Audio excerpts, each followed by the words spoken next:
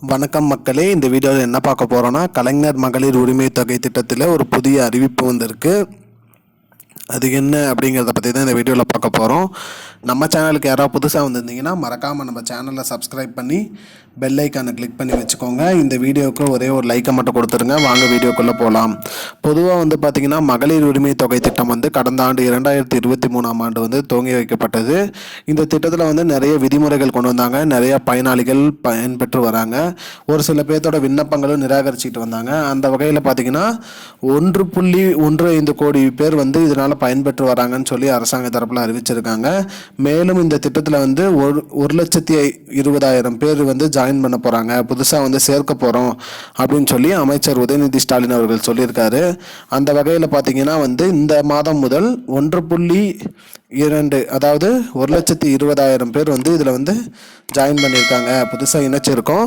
அவர்களுக்கும் இந்த மாதம் முதல் மகளிர் உரிமை திட்டம் அதாவது ரூபாய் 1000 மாதம் மாதம் வந்துவிடும் சொல்லியிருக்காரு.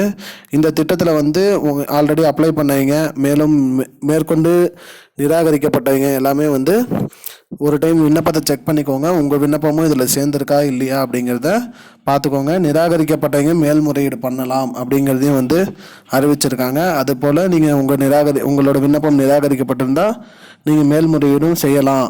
செஞ்சு நீங்கள் மேல்முறையீடு பண்ணிங்கன்னா அது பரிசீலனை பண்ணப்படும் அப்படின்னு சொல்லியிருக்காரு. மேல்முறையீடு பண்ணுவதற்காக நீங்கள் இ சேவை மையத்தை அணுகணும் அப்படிங்கிறதையும் சொல்லியிருக்காங்க.